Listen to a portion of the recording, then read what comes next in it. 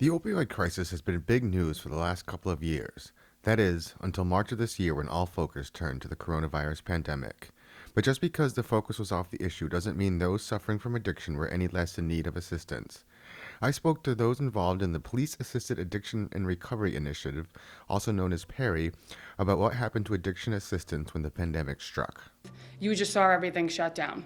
So that was any type of outside social resource like an AA meeting, anything like that, they just shut down. Whether they're held in a hall or a church, they didn't want the exposure of people coming and sitting with 50 plus people in a room. You had treatment centers that the admission process was halted. So people couldn't even get access to treatment, never mind continue on to the next level of care. If they were in-house, everything just kind of paused.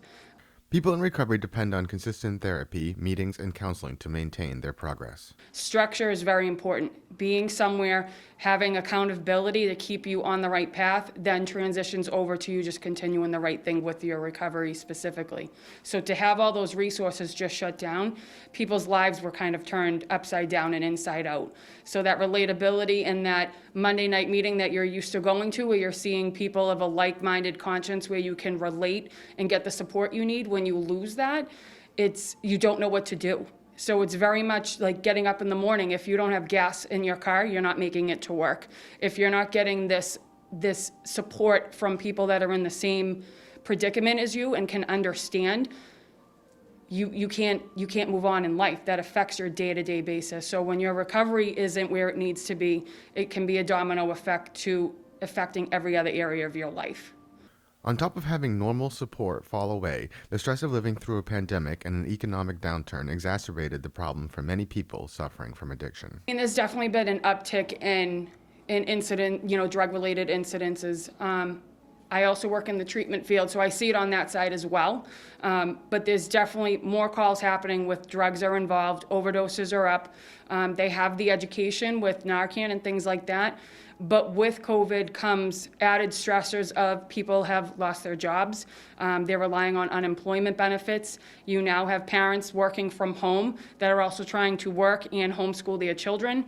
So all these added stressors make staying in recovery very difficult, especially when those resources have now gone by the wayside. If anything, it's only the COVID pandemic has only exacerbated these needs and these situations where people are coping in town because of the added stress of living with the coronavirus. Now, fortunately, things are getting better, but no doubt about it, if anything, there was an uptick in the need, and it's so important that we have those resources there for people who really, really do need that assistance. Fortunately, over the months since March, best practices for delivering care have developed and support is available. You have a lot of, say, therapy or counseling appointments that are being done in person, social distancing with masks, which is great, but a lot of them are still telehealth. And so that's using, Zoom or something through the computer where you're talking to your therapist through a computer screen or through your phone.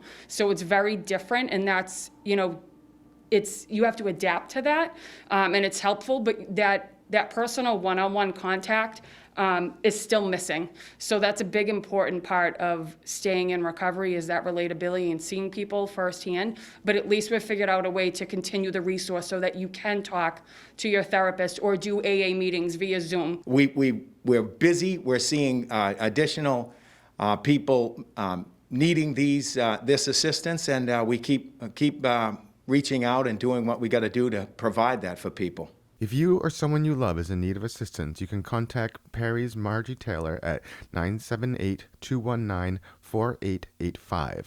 From the Burlington Police Department, I'm BNEWS Director Rich Hosford.